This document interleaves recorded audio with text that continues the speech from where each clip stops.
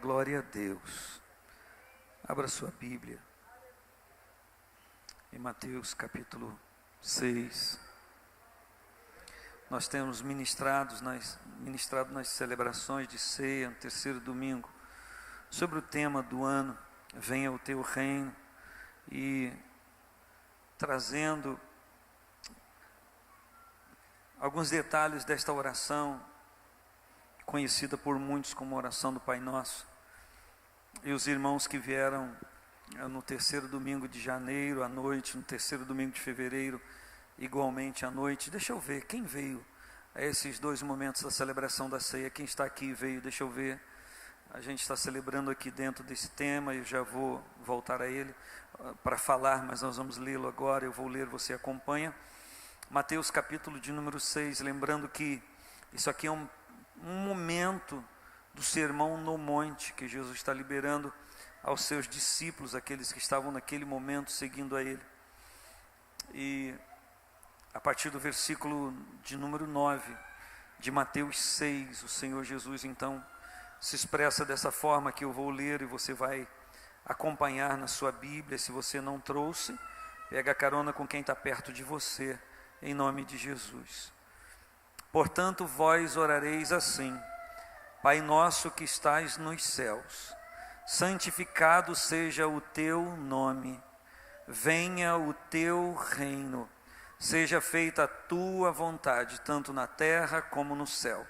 O pão nosso de cada dia dá-nos hoje, perdoa as nossas dívidas ou ofensas, assim como nós perdoamos aos nossos devedores ou ofensores.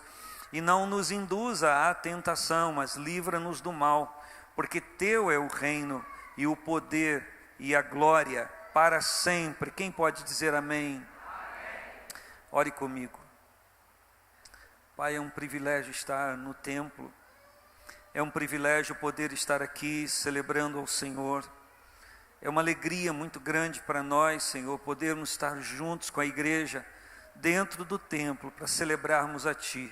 Bem que nós temos desfrutado, Senhor, de alguns momentos durante a semana de celebração, de louvor ao Senhor, mas o momento no templo com a igreja, Senhor, se reveste de uma importância tão grande, porque nós podemos ser individualmente templos do Teu Espírito, mas igreja mesmo, corpo, nós somos juntos, Senhor, e nós podemos desfrutar juntos desse privilégio de celebrarmos ao Senhor.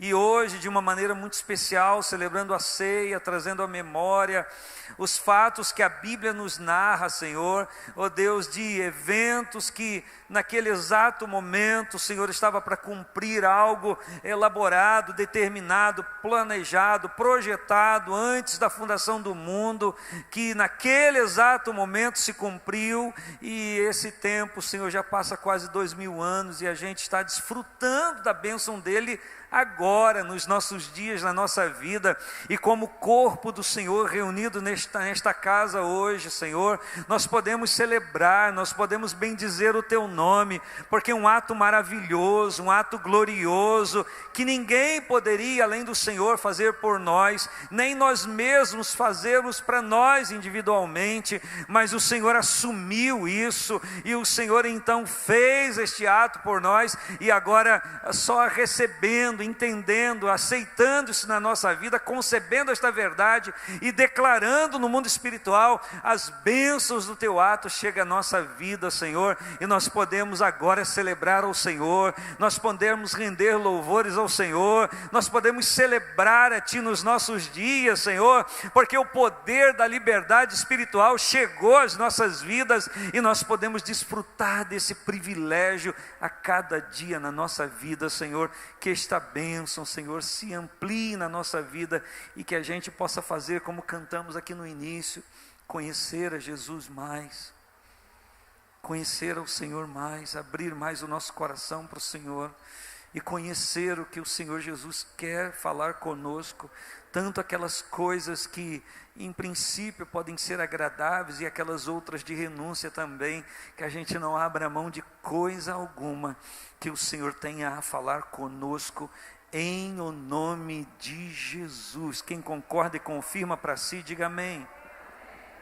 Então, queridos irmãos, o que nós aprendemos aqui, e da onde foi extraído esse tema, venha a nós o teu reino, e a princípio pode parecer, poxa, falou que é falar do tema, nós já estamos falando do tema, porque não existe relacionamento com o reino de Deus sem que a gente tenha relacionamento com aquele que reina. Então nós não nos relacionamos com um trono, nós não nos relacionamos com um altar, nós nos relacionamos com aquele que se assenta no trono, nós nos relacionamos com aquele que recebe a oferta no altar. O trono vazio não traz nada para a gente, o altar vazio nada traz para a gente, mas quando aquele que está entronizado, quando aquele que recebe o que nós colocamos no seu altar está presente, isso então se reveste de verdades espirituais para a nossa vida.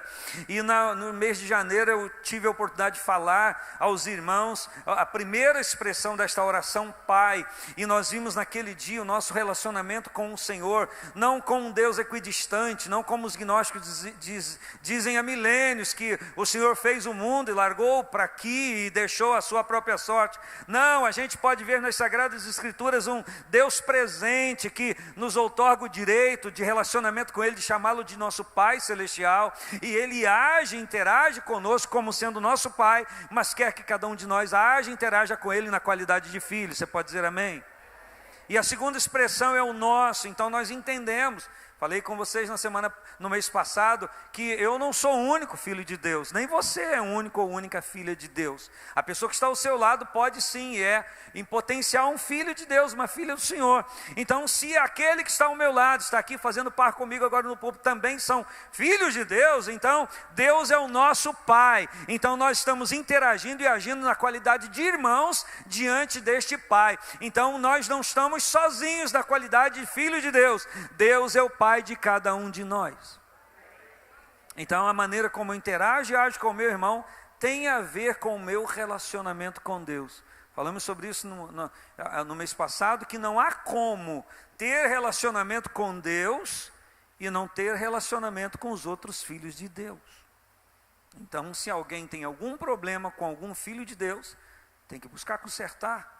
Na verdade essa pessoa é seu irmão, sua irmã, e a gente então tem que ter muito cuidado nisso, porque isso pode se revestir de problema para o nosso relacionamento com Deus. E hoje eu quero falar de talvez o assunto mais importante de toda esta oração do Pai Nosso.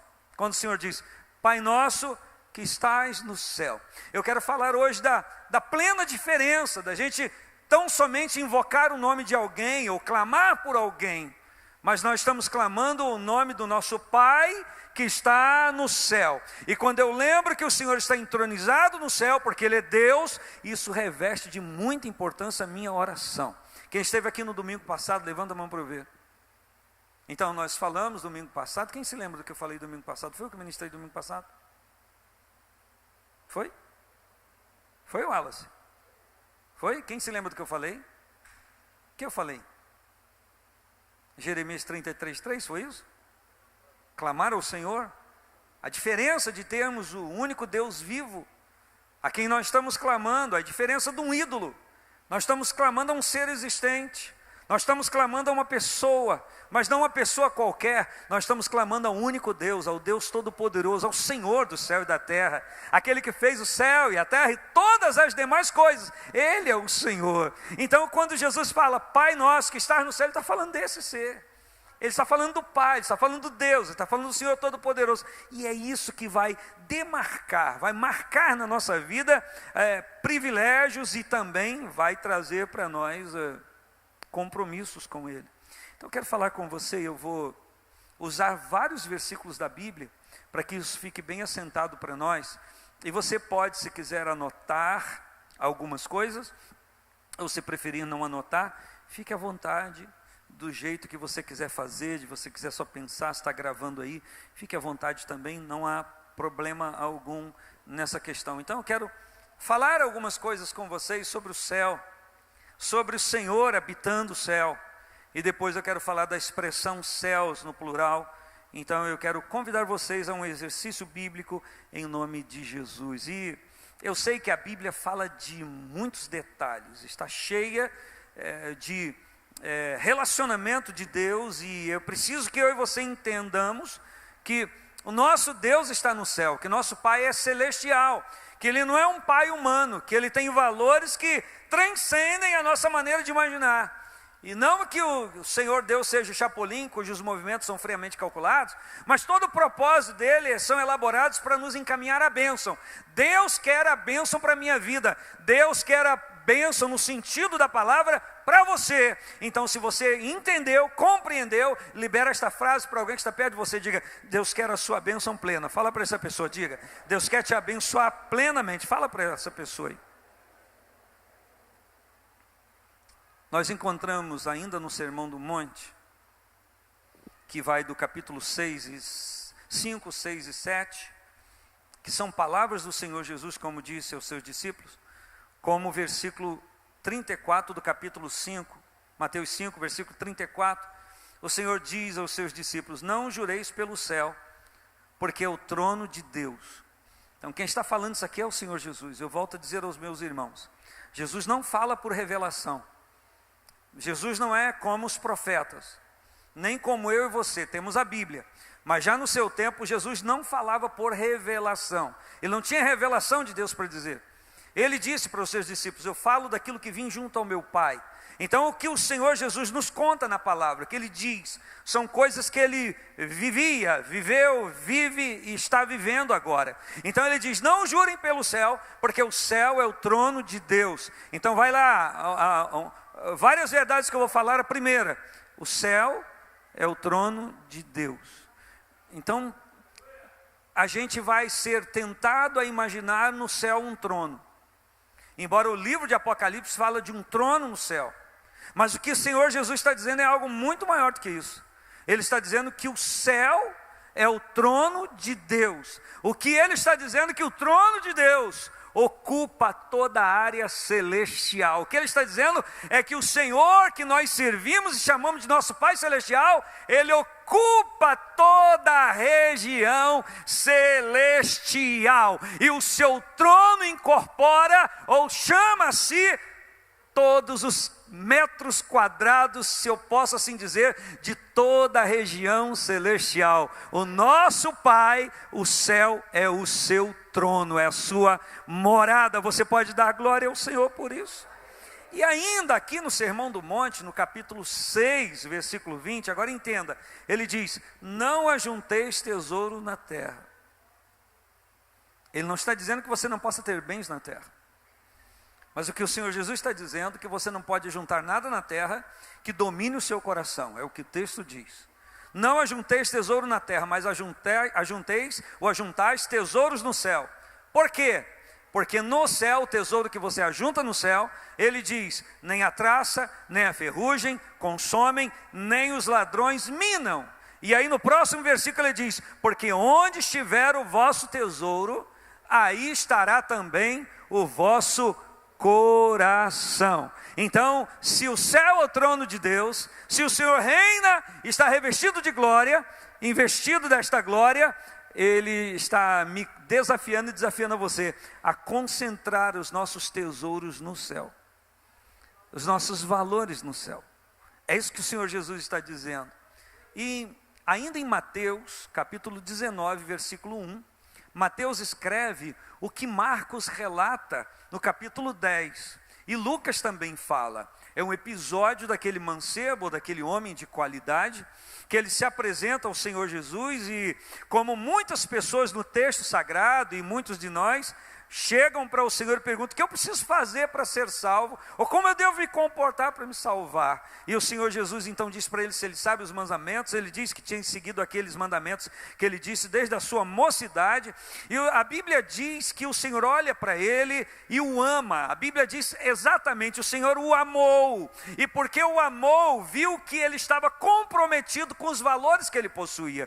E porque o coração daquele homem estava comprometido com os bens materiais que ele tinha, o Senhor que o amou, disse para ele, deu para ele uma orientação do que ele precisava fazer para receber aquilo que ele perguntou. Ele perguntou: o que eu devo fazer para ter a vida eterna? O que eu devo fazer para me salvar? Esta pergunta deve estar nos meus lábios e nos seus lábios a cada dia da nossa vida, a cada momento da nossa vida. Ou, Senhor, está acontecendo alguma coisa na minha vida hoje que eu corro o risco de perder aquilo que eu tenho como ganho, que é a vida eterna no Senhor Jesus?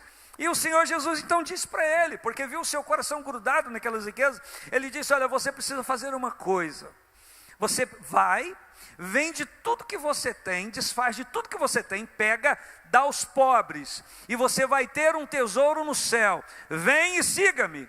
E a Bíblia então diz que aquele moço abaixou a cabeça, se contristou e foi embora para casa sem fazer coisa alguma, porque ele tinha muitas riquezas, seu coração estava apegado às riquezas, e ele não conseguiu transpor aqueles valores que ele tinha na sua vida humana comum para um valor eterno, para um tesouro no céu. Isso me desafia a pensar sobre mim e deve desafiar a cada um de nós, porque os nossos tesouros podem estar em coisas que nós possuímos, não só tateando de valores monetários, mas pode ser um talento, pode ser um dom que alguém aprecia, pode ser uma peculiaridade do nosso ser que alguém elogia, e a gente então acha aquilo muito importante, a gente admira também muito aquilo, e a gente passa a se concentrar naquilo, e achar que aquilo se tornou e faz, mesmo como se tornando, a nossa inspiração, nossa motivação de vida, enquanto que a gente deve ter no céu e nas coisas de Deus os verdadeiros tesouros para a nossa vida. Você entendeu? Você pode dizer amém? Mateus 22:30. O Senhor Jesus traz uma coisa específica do céu. Ele diz que na ressurreição, falando acerca de ressurreição, porque havia uma briga entre os saduceus, os fariseus, de haver ou não ressurreição, se quem ia ressurgir dos mortos. O Senhor Jesus então explicando sobre a dificuldade que alguns irmãos estavam tendo no texto, ele diz que na ressurreição não se casa, nem se dá em casamento, mas serão como os anjos no céu. Então, na ressurreição que Jesus Cristo vem trazer para a igreja, as coisas vão ser muito diferentes do que a gente está vivendo aqui. Alguns casamentos, os irmãos esperados dizem assim: nosso casamento é eterno. Não existe casamento eterno. Aqui na terra, enquanto estiver vida, mas depois na ressurreição, meu irmão, minha irmã, uma verdade do céu. Você não vai andar abraçadinho com a sua senhora nos céus, no céu, no lar eterno, porque isso não vai acontecer, porque a Bíblia diz que no céu não se casa, nem se dá em casamento. Então, relacionamento no céu é diferente do relacionamento que nós temos na terra. Alguém pode ainda dizer amém? Eu estou trazendo peculiaridades do céu, para falar então daqui a pouquinho mais claramente. Marcos 16:19. A Bíblia diz que Jesus foi recebido em cima no céu e assentou-se à direita de Deus. É o que Marcos declara no final do evangelho que traz o seu nome, que o Senhor Jesus foi recebido em cima no céu, e quando foi recebido assentou-se à mão direita de Deus, à destra do Senhor, e a Bíblia diz que ele está lá nesta posição. Quando Paulo escreve aos Colossenses, no capítulo 3, ele diz assim: se já ressuscitaste com Cristo, buscai as coisas que são de cima, onde Cristo está assentado à mão direita de Deus. Então eu quero lhe dizer que o Senhor Jesus continua assentado à mão direita de Deus. Quando alguém disser: o Senhor Jesus está de pé, tome cuidado com essa revelação, porque a Bíblia diz que o Senhor vai se levantar quando for arrebatar a igreja. Então o Senhor continua assentado à mão direita de Deus. E aí você vai me perguntar: mas e se assentado numa cadeira? Eu quero lhe dizer que isso é uma posição de comando. Eu quero lhe dizer que isso é uma posição espiritual. Eu quero lhe dizer que isso é uma posição celestial, é domínio. O Senhor está à mão direita de Deus. Mais uma notícia a Bíblia dá: Ele intercede por nós.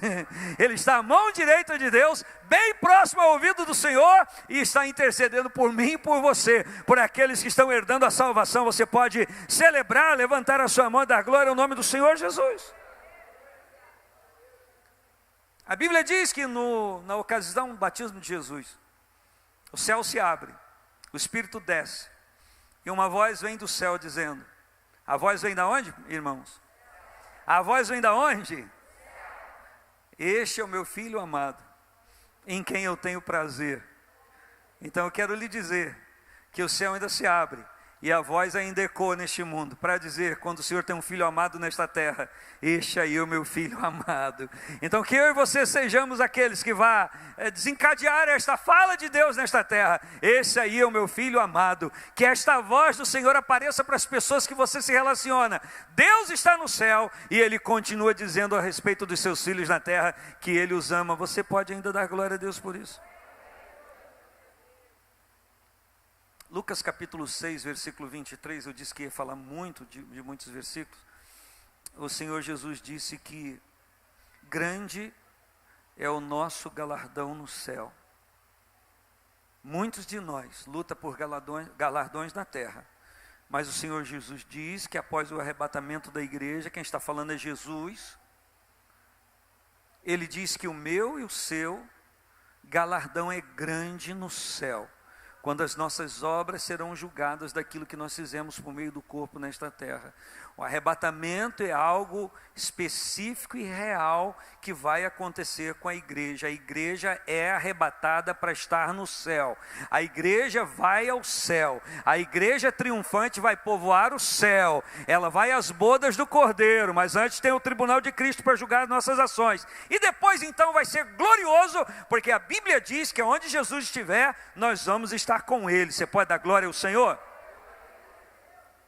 Agora, uma das coisas que sempre pensei, e talvez haja aqui muitos irmãos que também pensaram, como eu, são versículos sinônimos que estão no contexto de Lucas 15, por conta daquelas 3 parábolas. A primeira, de uma ovelha que se perde, e o pastor busca até encontrar, de uma mulher que tendo 10 dracmas perde uma e varre a casa, acende a luz até encontrar, e de um pai que tem 2 filhos, e o texto chama esta parábola de filho pródigo, e ele não vai buscar o filho, ele espera o filho voltar.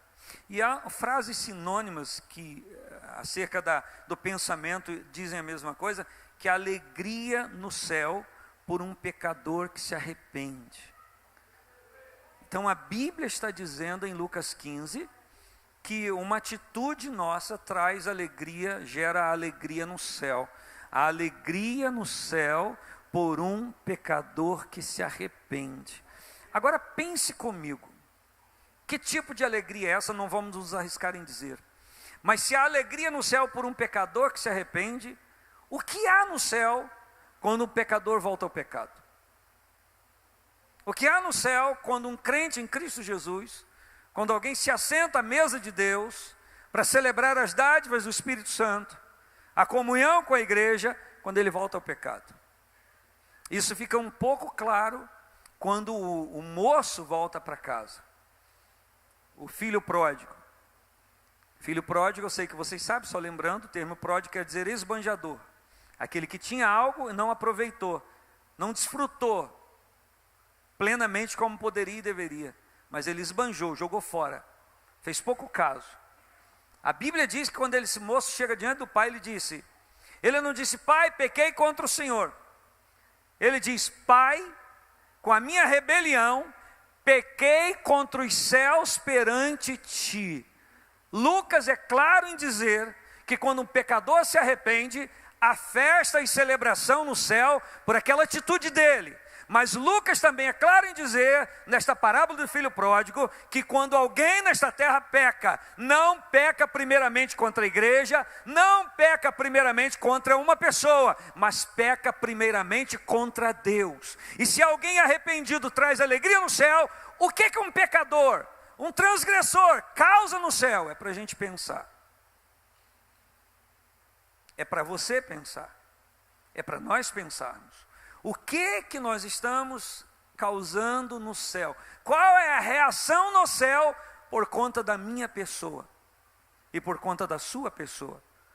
Repita comigo, qual é a reação do céu? Por conta das minhas atitudes. Agora olhe para a pessoa que está do seu lado, aponta o dedão e diga, por causa das suas atitudes. Porque quando alguém se arrepende, há alegria, mas quando alguém peca, o que há no céu?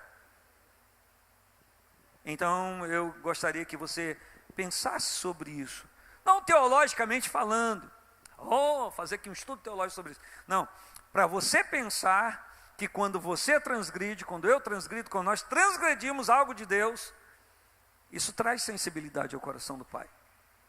Deus não está engessado, estou nem aí.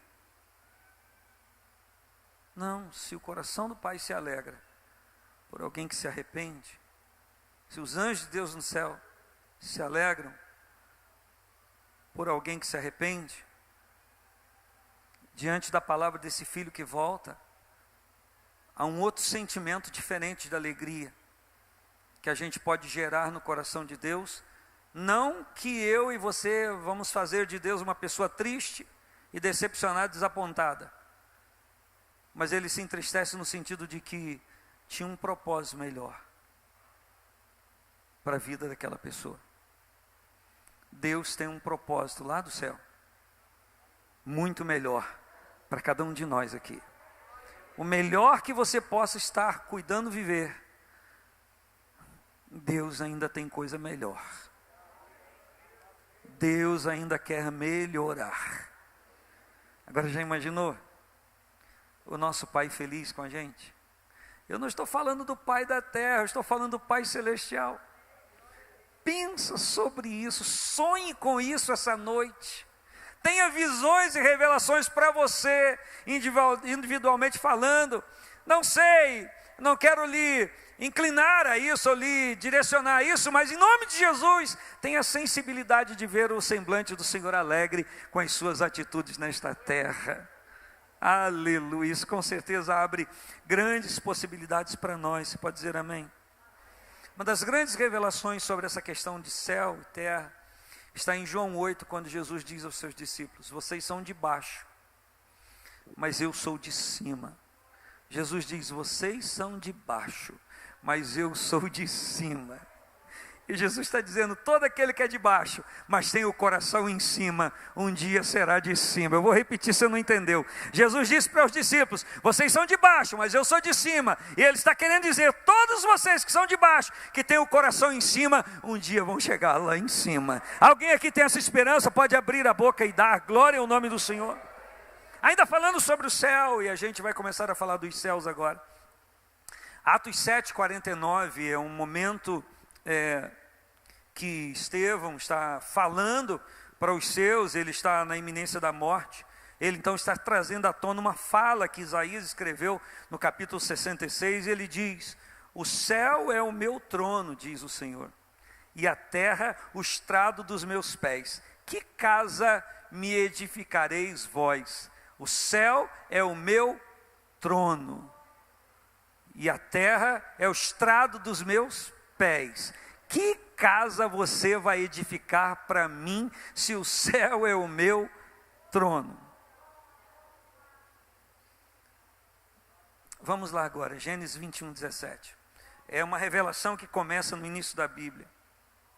A Bíblia diz que Agar está clamando por seu filho, e seu filho está clamando por ele e por ela. E aí o anjo traz uma revelação. O anjo de Deus brada a Agar desde os céus, e ele diz: Deus ouviu a voz do rapaz desde o lugar onde está. Apesar de Deus habitar os céus, Deus continua ouvindo a voz daquele que ora, daquele que clama a Ele. Aleluia, porque Deus é um Deus clemente, é um Deus condescendente, é um Deus que diz a Bíblia, que se inclina para ouvir a nossa oração. Você está aí? Você pode aceitar esta palavra para você? Gênesis 22, no versículo 11 e no 15, diz a mesma coisa, que o anjo bradou a Abraão desde os céus e disse que Deus estava ouvindo, estava vendo a situação que ele estava envolvido. Gênesis 28:12 é uma coisa muito especial, um momento muito especial. Todo mundo sabe que Jacó está fugindo, errante, porque seu irmão o queria matar por causa de uma besteira que ele fez. E ele então, à noite, ele sonha, é um sonho, ele vê no sonho uma escada posta junto a ele na terra, e o seu topo tocava os céus. O topo da escada tocava os céus. E a Bíblia diz em Gênesis 28:12, aliás no Gênesis 28:13, assim: eis que o Senhor estava em cima dela. Essa escada que está posta na terra, cujo topo toca nos céus, ela está falando de relacionamento, ela está falando de ponte de relacionamento com Deus, e significa que eu posso estar com os pés aqui na terra e ter esse entendimento: eu estou na terra, eu sou de baixo, mas que quando eu clamo, o céu se abre para mim e Deus está lá em cima olhando para mim. Eu quero dizer para você que é improvável, é impróprio, você sendo filho de Deus, sendo submetido a Ele, eu quero lhe dizer que este canal está aberto e desinterrompido. Você pode estar sentindo as manifestações de um homem, de uma mulher comum nesta terra, sentindo as mesmas necessidades, os mesmos desejos, querendo coisas que ainda não se cumpriu, mas eu quero te lembrar que você está aqui na terra, mas há algo que te liga ao céu. E não é uma escada, mas é o Espírito Santo de Deus que está na sua vida e que leva a tua oração, teu clamor diante do Senhor. E quando isso é legítimo, o céu se abre para aquele que adora o Pai na qualidade de filho. Você pode aceitar essa palavra para você? Êxodo 20, versículo 22, a Bíblia diz que o Senhor diz: vós tendes visto que falei com vocês desde os céus. Então Deus, Ele se manifesta no céu, e Ele traz o efeito da sua manifestação aqui na terra. Enquanto eu estou falando para você, Deus está lá do céu, olhando a mim e a você, porque Ele é o Pai celestial. Daqui a pouquinho eu vou dizer para vocês alguns versículos do que Jesus liberou acerca desse relacionamento, acerca desse conhecimento. Deixa eu ficar um pouquinho ainda no Antigo Testamento. Então quero lhe dizer, enquanto nós estamos aqui, o Pai celestial está lá. Só que, por conta de Ele encher o céu com a sua glória, mas a terra também está cheia da sua glória, o Pai está vendo tudo que está acontecendo aqui, e nós podemos afirmar que Ele também está aqui, porque Ele é onipresente, Ele está em todo lugar ao mesmo tempo. O Pai está no céu, enche o céu com a sua glória, mas a sua glória enche a terra. Eu vou repetir: Ele enche o céu com a sua glória, mas a terra está cheia da sua glória também. Você pode dizer amém? Gênesis 34. Sei que estou sendo mecânico com vocês, mas daqui a pouco a gente celebra. Gênesis 34, versículos 35 e 36. O Senhor é Deus, nenhum outro há senão Ele. Desde os céus te fez ouvir a sua voz para te ensinar. Desde os céus, o Senhor faz ouvir a sua voz a mim e a você, para nos trazer ensino. Então Ele está lá do céu, ensinando a mim e a você. Então a lousa do Senhor está no céu, e a sala onde a gente se assenta para aprender está na terra, e Ele se comunica com a gente sem interrupção. Se você sente esse relacionamento com Deus, bem que você pode abrir a boca e agradecer ao Senhor.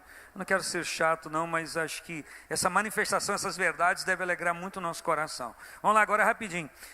Salmo 2:4, o Senhor habita nos céus. Salmo 11:4, o trono de Deus está nos céus. Salmo 19:1, os céus manifestam a glória de Deus, e o firmamento as obras das suas mãos. Salmo 53:2, Deus olhou desde os céus para os filhos dos homens. Quando fala filho dos homens, Ele não está falando os seus filhos, Ele está falando filho dos homens, Ele está falando de todas as pessoas. Então Deus olha todas as pessoas, está olhando agora cada um, e para cada um Ele libera graça e misericórdia, para que essas pessoas venham até a Ele, porque Ele não tem prazer na morte do que morre. Eu ouvi amém? Amém, graças a Deus. Então vamos ver o que Jesus diz. Segue comigo em Mateus 5:16. O Senhor Jesus disse que não se acende uma luz, eu volto ao sermão no monte. Não se acende uma luz e esconde a luz, mas você acende uma luz e põe no velador, para clarear toda a casa e iluminar todos que estão na casa. Jesus cita isso, Ele diz: assim resplandeça a vossa luz diante dos homens, para que veja as vossas boas obras e glorifique ao vosso Pai que está no céu. Então o que eu faço na terra vai redundar em glória, em glorificação, ou não, ao Pai que está no céu. A cada dia o nome do Senhor é celebrado pela luz que emana dos seus filhos que estão na terra.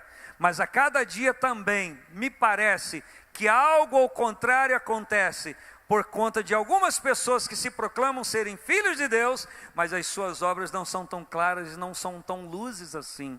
São às vezes meio trevas, coisas obscuras que são liberadas no meio das pessoas que não têm relacionamento com Deus. E quando a gente lê, se não me engano, Romanos, diz que a criatura geme, esperando a manifestação dos filhos de Deus. Porque as criaturas que estão em trevas espirituais, elas querem ver a luz de Deus. Por quê? Porque elas anseiam sair das trevas espirituais que estão. Então é por isso que há uma necessidade que a luz do Senhor resplandeça na nossa vida, através daquilo que a gente faz, para que essas pessoas que estão em trevas obscuras, elas possam ver a luz de Deus através de nós. Você pode ser um candeeiro de Deus, na sua casa, no seu trabalho, na escola, na sua vizinhança, na sua parentela. Eu não sei, muitos aqui, eu não sei se é só o Júlio Leal que sabe daqueles, lembra do lampião que você tinha na sua casa, aquele lampião quando não tinha energia elétrica, que você mexia assim, aqueles negocinhos para levantar o pavio, aí aumentava a claridade. Então, tem muitos de nós que estão precisando dar uma levantada, uma clareada na luz de Deus na nossa vida, em nome de Jesus. Receba esta palavra com carinho. O Espírito do Senhor quer mexer nessa manivela espiritual aí, para levantar o pavio, para que a glória de Deus resplandeça mais. Não fique abaixando a sua luz na hora que você está com pessoas que não temem a Deus. Não fique reduzindo a claridade do Senhor na sua vida, para que as pessoas não percebam, não, ele é tanto crente assim também não. Deixa o Espírito Santo levantar e ore, queira levantar também, para que a glória do Senhor seja manifestada a essas pessoas. Sabe por quê? Embora elas não saibam falar, a alma delas gemem por conhecer igualmente ao Senhor. E o Senhor quer usar a luz que Ele confiou a você, para que essas pessoas sejam clareadas através da luz que Ele confiou em você. Alguém pode receber esta palavra? Olha a atitude do Filho de Deus que os céus proclamam. Eu estou ainda no Sermão do Monte, o capítulo de número 5, versículo de 44. Jesus diz assim: amai vossos inimigos, bendizei aqueles que vos maldizem, fazei bem àquele que vos odeiam, orai por aqueles que vos maltratam e perseguem. Eu vou repetir, quem está falando é Jesus. Ele diz: amai vossos inimigos, bendizei aquele que vos maldizem, fazei bem àqueles que vos odeiam, orai por aqueles que vos maltratam e perseguem. Olha o versículo próximo que diz: para que sejais filhos do Pai que está nos céus. Olha que coisa séria, irmãos. Sabe o que Jesus está dizendo? Que se você odiar o seu inimigo, que se você maldizer aquele que te maldiz, se você fazer mal àquele que te odeia, se você deixar de orar por aquele que te maltrata e persegue, você não é filho de Deus.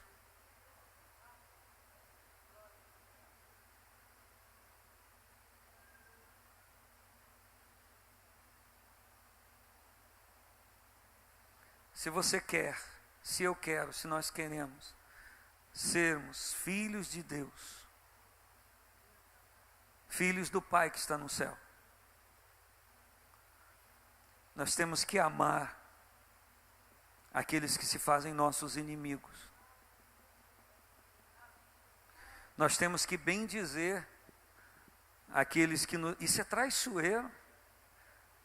E o emissário vem assim: sabe o que fulano falou de você? Isso. E a nossa primeira reação humana: mas também ele é isso. Isso é maldizer quem está te maldizendo. E se eu maldigo quem está me maldizendo, o que Jesus está dizendo não é nenhum profeta não. Quem está dizendo é o Senhor Jesus, que você vai chamar de Yeshua, de qualquer outra coisa. Mas a transliteração dele para o português é Jesus. Jesus está dizendo, Yeshua está dizendo, o Filho de Deus está dizendo, se você quer ser filho de Deus, do Pai que está no céu, você tem que amar o seu inimigo. Você tem que bendizer quem te maldiz. Você tem que fazer bem para quem quer o seu mal, para quem te odeia. E você tem que orar por quem te maltrata e te persegue. Meus irmãos, quer vencer qualquer ressentimento? Ora por quem está atravessado na sua garganta. Ora por quem se atravessou na sua garganta. Que é isso, pastor? Na igreja não tem isso. Tá bom, então. Você quer vencer, quer passar a amar a pessoa que até então você não está conseguindo amar porque aquela pessoa fez tremendo mal. Ore pela pessoa. Vai dar um nó na garganta na primeira vez. Na segunda vez um nó menos apertado, mais frouxo. Na terceira vez vai se afrouxando ainda mais. Na quarta vez talvez nem nó exista mais. Você vai fluir na oração por aquela pessoa. E você vai cumprir a lei de Cristo como filho de Deus. Como filho do Pai Celestial, você está aqui nesta terra, representando Ele desta forma. Quem disse isso foi o Senhor Jesus. Eu vou repetir. Porque disso depende a sua salvação, a minha salvação, a nossa salvação. Amar o inimigo, aquele que se coloca contra você, que quer o seu mal. Que inventa coisa na empresa, inventa coisa na família, inventa coisa na igreja. O que a Bíblia está dizendo, se você é filho de Deus, você vai amar essa pessoa. Sabe o que a Bíblia diz? Que quando alguém consegue amar quem o odeia, vai amontoar brasas de fogo sobre a cabeça daquela pessoa, no sentido assim, como é que pode? Eu detesto tanto ele, e ele me ama tanto. A brasa de fogo é a confusão na cabeça, vai entrar em parafuso. Como que pode? Sabe que eu não gosto dele e fica me amando. Fica me tratando bem. Sabe o que vai acontecer? O Espírito do Senhor vai constranger esta pessoa e ela vai mudar em nome de Jesus e algo glorioso será feito. Então, se há alguém que tem essa confusão com você, a atitude não é dela, não tem que começar por ela. O papel dela é continuar te odiando. Mas se você é filho de Deus, o seu papel é amar. Quem vai vencer, o amor ou o ódio? Quem vai vencer, o amor ou o ódio? Depende de quem estiver praticando. Porque o amor tem sido fraco na vida de muitas pessoas. E o ódio tem sido muito forte na vida de algumas pessoas. Mas na vida do Filho de Deus, o amor sempre vence. Bem dizer o que maldiz, é preciso, não é apenas uma coisa. Não, então já amo o meu inimigo, então agora eu posso falar mal dele. Não, é para bem dizer quem te maldiz. E fazer o bem a quem te odeia. Eu até podia fazer. Eu até podia emprestar isso. Eu até podia deixar isso, eu até podia fazer isso, mas não vou fazer, porque sei que não gosta de mim. É fácil? É fácil? É fácil? Eu sei que vocês estão em silêncio, não é para pular da glória a Deus mesmo, não é para pensar. Porque disso depende a sua salvação. Pode tocar na banda, tocar aqui, tocar de lado, na banda, em pé, deitado. Pode pregar, pode falar aqui igual eu estou falando, pode dirigir igreja, pode dirigir templo, pode ser líder, não sei de quê. Mas se não ama o inimigo, sua salvação está comprometida. Isso é duro para cada um de nós. O que eu estou falando é a palavra. Eu não estou pregando a maneira que eu ajo, eu estou pregando o que a palavra diz. E eu tenho que fazer o que a palavra diz. Você também tem que fazer o que a palavra diz. Quem pode dizer amém? Isso não é um conceito de revelação. Isso é o conceito de quem estava na terra, o Senhor Jesus, o Yeshua, ou qualquer outro nome. É um conceito que ele traz do que lá no céu se conversa. Isso é assunto do céu que ele trouxe na terra. Ó, lá em cima, quem não ama os inimigos se dá mal. Lá em cima, quem maldiz aquele que também está maldizendo, se dá mal, não chega lá não. É um conceito do céu que Jesus está trazendo para a terra. Mateus 5,48, para dar uma quebrada em algumas mentes. Quem diz é o Senhor Jesus, não é nenhum profeta. embora ele sendo profeta também, mas eu estou insistindo nisso. Ele diz: sede vós perfeitos, como é perfeito o vosso Pai que está nos céus.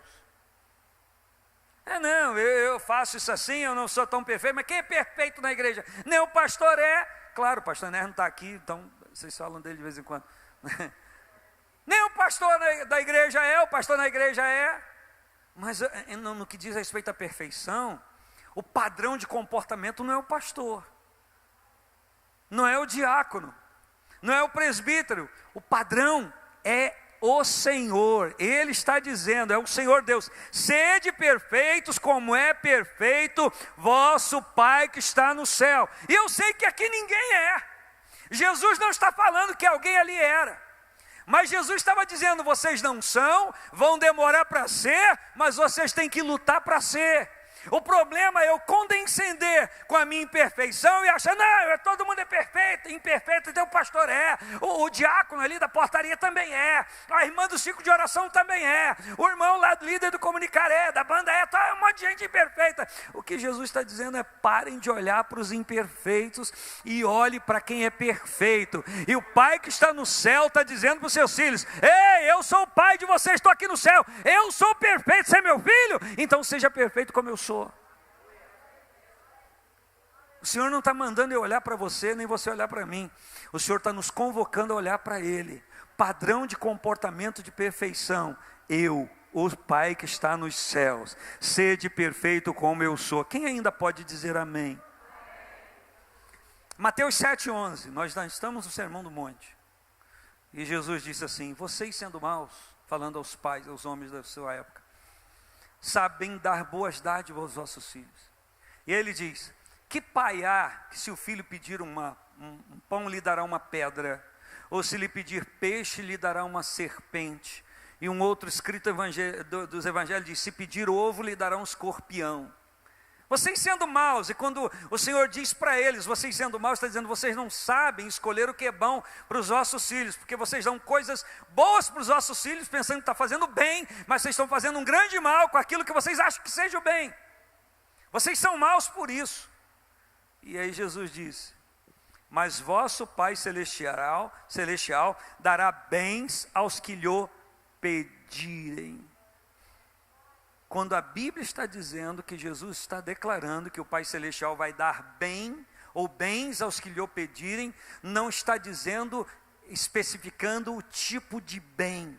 Não se prende a um benefício, é alguém que chega diante do Pai e diz: Senhor, derrama a sua bênção sobre a minha vida. E o Senhor vai derramar a bênção dele, aquilo que ele sabe que é bênção, não aquilo que eu quero achar que é bênção para mim. Pô, seria tão bom se Deus me desse isso. Não é esse bem. O bem que ele está dizendo é o contraposto dos pais que dão boas coisas, mas eles são maus porque não sabem dar o que é bom. E o Senhor às vezes dá coisa que aos nossos olhos não são boas, mas o efeito delas são benéficos para a nossa vida. Então quantas coisas o Senhor tem liberado para a sua igreja, e muitos de nós não têm recebido, até dizer: repreendo, não quero para a minha vida isso. E aquilo era um tratamento de Deus, uma coisa que em princípio é mais que um chá de boldo amargo, mas aquilo traria um grande benefício para a nossa vida. Então eu quero perguntar hoje a você, se você está com o seu coração liberado para receber o bem que o Pai Celestial tem para você. Você está com seu coração liberado para receber o bem que o Pai Celestial tem para você? Porque o bem que Ele tem para nós pode não ser tão bom à nossa vista humana. Eu quero te lembrar que quem libera o bem é o Pai Celestial. Ele libera bens no conceito do céu. Aquilo que Ele entende, aquilo que Ele sabe que é bem, segundo a vista dos céus, e que podem se opor de uma forma terrível às questões humanas que a gente está vivendo. Mas se a gente recebe aquilo que vem da mão de Deus, que é bem, vai dar jeito na nossa vida espiritual, e vai nos aprumar na nossa vida emocional, e vai trazer sustento para toda a história da nossa vida. Você está aí? Pode dizer glória a Deus. Terminando, Mateus 7,21, ainda estou no Sermão do Monte. São conceitos de Jesus. Jesus diz: nem todo aquele que me diz Senhor, Senhor, entrará no reino dos céus, mas aquele que faz a vontade do meu Pai que está nos céus. Então aquele que faz a vontade do Pai que está no céu, esse entrará no reino dos céus. E aí em Mateus 12:50 Jesus diz: qualquer que fizer a vontade do Pai que está nos céus, este é meu irmão, irmã e mãe. Então o que o Senhor está dizendo é que quando eu faço a vontade do meu Pai que está no céu, eu tenho um relacionamento na família de Cristo. Não é apenas o ato de tomar um suco de uva que está num cálice, ou comer um pedaço de pão. Não, é algo muito maior do que isso, é algo que transcende isso. Então quando eu faço a vontade do Pai que está no céu, que às vezes, ou muitas das vezes, é contraposto da minha vontade humana, porque orar por alguém que te persegue, na maioria das vezes não é vontade do ser humano. Amar o inimigo, na maioria das vezes não é vontade do ser humano. Não vou fazer mal, mas amar também não, que eu não sou otário. O que o Senhor está dizendo é que quando nós cumprimos a lei do céu na terra, isso pode fazer de nós um cara de bobo. Por isso que Paulo diz em 1 Coríntios, no livro que nós estamos lendo esse mês, que o Evangelho de Jesus Cristo é loucura para os que se perdem, mas para nós é o poder de Deus. Para nós é o poder de Deus. O Evangelho de Jesus Cristo, as notícias do céu, o Evangelho quer dizer boas novas. A notícia que Jesus trouxe do céu, acerca da vontade do céu para a nossa vida, pode ser loucura para o ser humano, mas para aqueles que são espirituais é o poder de Deus. E se o Evangelho de Jesus Cristo é o poder de Deus para a sua vida, você vai começar a amar, vai praticar o amor por aqueles que te abominam, por aqueles que te odeiam. Você vai conseguir orar por aqueles que te perseguem. Você vai conseguir abraçar essas pessoas, não com mentira, não com falsidade, mas porque o amor de Cristo está destilando através da sua vida para alcançar essas pessoas. Você pode ainda entender isso, abrir a sua boca e dizer amém ao Senhor?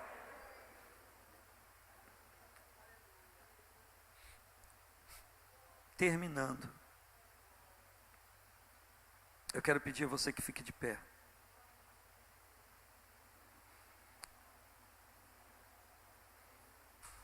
Quero pedir o pessoal do louvor que volte.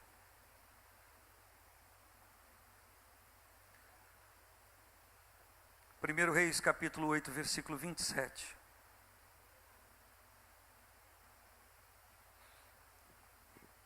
Olha a pergunta: habitaria Deus na terra? Eis que os céus e até o céu dos céus não te poderiam conter. Sabe quem está falando isso aqui? O rei Salomão. Quando ele faz o templo para Deus, a casa de oração para todos os povos. E Salomão, quando vê aquela belezura, ele diz: habitaria Deus na terra? E ele, pensando na grandiosidade do Senhor, ele diz: eis que os céus dos céus não poderiam te conter, muito menos esta casa que tenho te edificado. E ele faz um pedido ao Senhor: quando, pois, orarmos neste lugar, nesta casa que fizemos para celebrar o Senhor, ouve-nos do lugar da tua habitação nos céus e também nos perdoa. Ele diz: eu fiz esta casa e tenho consciência que o Senhor dos céus não vai habitar nela, porque nem os céus dos céus poderiam conter o Senhor. Mas ele pede uma coisa: nesta casa que fizemos para o Senhor, para louvarmos o Senhor, quando a gente orar, ouve a nossa oração desde os céus e libera perdão para a nossa vida. Eu e você estamos nessa exata condição agora. Nós estamos no templo, na casa de oração. O Senhor está nos céus. E o que Salomão pede, o Senhor responde para ele, porque em 2 Crônicas, capítulo 7, é um reescrito daquilo que estava acontecendo em 1 Reis. E Salomão torna a pedir isso. Todas as vezes que orarmos em direção ao templo, o Senhor nos ouve. E aí o Senhor responde aquilo que você sabe em 2 Crônicas 7,14. Ele diz: se o meu povo, que se chama pelo meu nome, orar, se humilhar e orar, buscar a minha face e se arrepender dos seus maus caminhos, eu os ouvirei dos céus, perdoarei os seus pecados e sararei a sua terra. Eu quis terminar com isso aqui, não para te empolgar, mas para fazer você pensar que nós podemos fazer culto ao Senhor durante a semana, mas o culto com a igreja é algo profetizado na palavra. E quando a igreja se reúne dentro de um templo como esse ou qualquer outro, muito maior que esse ou muito menor que esse, não importa, mas quando o povo que se reúne se chama pelo nome do Senhor, a Bíblia diz que o Senhor ouve dos céus, e Ele responde dos céus. O que eu quero dizer para você é que se você orar agora e buscar o Senhor agora, Ele te ouve dos céus, porque Ele é o Pai Celestial. Ele é o Pai Celestial.